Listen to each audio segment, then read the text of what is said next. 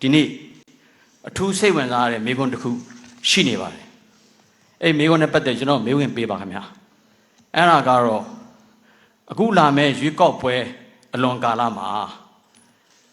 ယနေ့ယာယီသမ္မတကြီးနိုင်ငံတော်လူမျိုးရေးနဲ့အေဂျင့်တာရေးကော်မရှင်ဥက္ကဋ္ဌ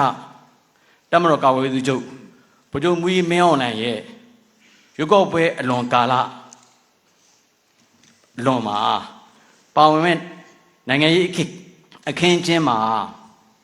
ပါဝင်ဆောင်ရွက်မဲ့အခမ်းကဏ္ဍကိုကျွန်တော်မေးမြန်းလိုတာပါဒီလိုမေးမြန်းနိုင်ဖို့အတွက်ကျွန်တော်တို့ဒုတိယနေမီဒီယာကနေပြီးတော့လူလူကြားမှာ online အောင်မေးမြန်းမှာရောကျွန်တော်တို့3လလောက်ကွင်းဆင်းပြီးတော့လူလူသဘောထားကောက်ခံခဲ့ပါတယ်အဲကောက်ခံတဲ့နေရာမှာကျွန်တော်တို့ကောက်ခံရရှိတဲ့လူထုအများစုကအခု2021ကနေ2025နိုင်ငံတော်မှာကြုံတွေ့နေရတဲ့ဘက်စုံအကြက်ထဲဖြစ်စဉ်ကိုပြည်တော်စုမပြိုကွဲရင်းနဲ့ပြည်တော်စုကြီးမပြိုလဲသွားရင်းနဲ့မြန်မာနိုင်ငံတော်ကြီးမပြောက်သွားဘူးယာယီသမ္မတနဲ့တပ်မတော်ကာကွယ်ရေးချုပ်ဗိုလ်ချုပ်မူကြီးမင်းအောင်လှိုင်ရဲ့ဥဆောင်တဲ့အခမ်းကဏ္ဍအလွန်အရေးပါပြီးတော့ကျေးဇူးတင်နေအောင်တွေ့ရှိရပါတယ်အဲ့အတွက်ကြောင့်ကျွန်တော်တို့ကရရှိတဲ့လူသဘောထားဆန္ဒအရ၎င်းယူကောက်ပွဲအလွန်ကာလမှာယူကောက်ပွဲကအောင်မြင်လွှတ်တော်များပေါ်လာတဲ့အခါမှာလွှတ်တော်များရဲ့ရွေးချယ်မှုအရာရောလူထုထောက်ခံမှုသဘောဆန္ဒအရာရောဗိုလ်ချုပ်မူကြီးမင်းအောင်လှိုင်ကိုနိုင်ငံတော်သမ္မတအဖြစ်ဆက်လက်ထမ်းဆောင်စေခြင်းလို့ကမ်းလှမ်းခဲ့ပါလေယာယီသမ္မတဗိုလ်ချုပ်မူကြီးမင်းအောင်လှိုင်အနေနဲ့သမ္မတကြီးတာဝန်ကိုဆက်လက်ထမ်းဆောင်ဖို့အနေအထားမျိုးကျွန်တော်တို့မြင်တွေ့ရနိုင်ပါသလားဒါအပြင်ဗိုလ်ချုပ်မူကြီးမင်းအောင်လှိုင်ကိုယ်တိုင်ကရောလူလူကပေးအပ်လာတဲ့လွှတ်တော်ကပေးအပ်လာတဲ့နိုင်ငံတော်သမ္မတရာထူးထမ်းဆောင်ဖို့အတွက်အသင့်အနေအထားမျိုးဆန္ဒရှိပါသလားဆိုတော့ကျွန်တော်အဲ့ဒါတရင်တို့ကန်အဖွဲ့ကောင်းဆောင်ဘုရားစော်မဲထွန်းဝင်မြန်လို့ပါတယ်ခင်ဗျကျေးဇူးပြုပြီးတော့ဖြေကြားပေးပါခင်ဗျာဒါတော့ပုဂ္ဂလိကပိုင်းနဲ့ဆိုင်တဲ့မေးခွန်းမှကျွန်တော်ကလည်းဟိုပေါ့နော်ကျွန်တော်သိသလောက်ပဲကျွန်တော်အထောက်ထားရှိသလောက်ပဲကျွန်တော်ပြောပါမယ်ဒါတော့ဒီ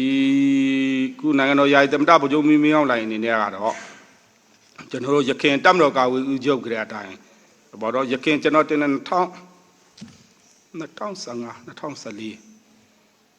2014ဖြစ်မှာလေတို့2014လောက်ကပြောခဲ့တာတော့ရှိတယ်အဲ့ဒါတော့ဘာလို့တော့じゃဒီ2015ရွေးကောက်ပွဲမတိုင်ခင်ပါပေါ့နော်ဒီတပ်မတော်ကာကွယ်ရေးချုပ်အနေနဲ့ဒီနိုင်ငံရေးကဏ္ဍမှာဘယ်လိုပါဝင်မလဲဗာလဲညာလဲဒါဗီဒီယိုလည်းမေးခဲ့ဘူးတဲ့နဲ့တူတယ်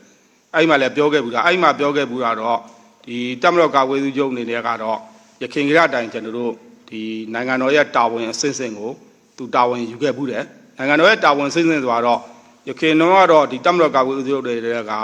ဒီနာယကခေနဝတခေမိလိုက်တာပေါ့နဝတခေနာယကခေမိလိုက်တဲ့အတွက်ကြောင့်မလို့ဒီနယ်ဘက်တာဝန်အနေနဲ့ကတိုင်းအေဂျင့်တာရဲ့ဖွံ့ဖြိုးရေးကောင်စီပေါ့တာကဘာမှလဲဥက္ကဋ္ဌအဖြစ်တာဝန်ထမ်းဆောင်ခဲ့ဘူးတယ်ပြီးရင်တော့ဒီဘက်ဒီတပ်မတော်ကာကွယ်ရေးချုပ်လိုင်းပေါ့နော်အဲ့ဘက်ကိုတာဝန်ထမ်းဆောင်ခဲ့ဘူးတော့အတွေ့အကြုံနေရှိတယ်အတွေ့အကြုံနေရှိတဲ့အတွက်ကြောင့်မလို့သူ့အနေနဲ့နိုင်ငံတော်ကတာဝန်ပေးလာလို့ရှိရင်နိုင်ငံတော်အတွက်ပေါ့နော်အတွက်ကိုသူ့ရဲ့အတွေ့အကြုံတွေကိုဒါအများအားအသုံးချပြီးတော့ဒါလှုပ်ဆောင်သွားမယ်ဆိုတော့ပြောခဲ့ဘူးတဲ့စကားတော့ရှိပါတယ်အဲ့ဒီစကားကိုပဲကျွန်တော်ပြန်ကိုးကားလုပ်တယ်နောက်တစ်ခုကတော့ဒီသမတရွေးချယ်မှုတွေကတော့ဒီတဦးချင်းအနေနဲ့ကတော့နိုင်ငံတော်သမတကိုဘောနော်လှုပ်ချင်ပါတယ်လို့လည်းပြောလို့ရအောင်မလှုပ်ချင်ပါဘူးလို့လည်းပြောလို့မရအောင်ဒါသူ့ဥပဒေအတိုင်းပဲဆိုလိုတော့လှုပ်ချင်ပါတယ်ဆိုတိုင်းလဲဥပဒေနဲ့မညီရင်မဖြစ်ဘူးမလှုပ်ချင်ပါဘူးဆိုတိုင်းလဲရွေးကောက်တင်မြောက်ခံရဒါမဖြစ်ဘူးပေါ့နော်ဟုတ်ကဲ့ဒါကလည်းလှုပ်ချင်ပါတယ်ဆိုတိုင်းလဲမဖြစ်တဲ့လူတွေလဲရှေ့မှာလဲတွေးခဲ့ဘူးဒါဖြစ်မှာပါကျွန်တော်သမတရွေးချယ်တဲ့နေရာကတော့အခြေခံအချက်လက်တွေရှိပါတယ်အခြေခံအချက်လက်တွေကတော့ဒီပြည်သူလူထုကရွေးချယ်လိုက်တဲ့ကိုယ်စားလှယ်တွေပေါ့နော်ပြည်သူလူထုကရွေးချယ်လိုက်တဲ့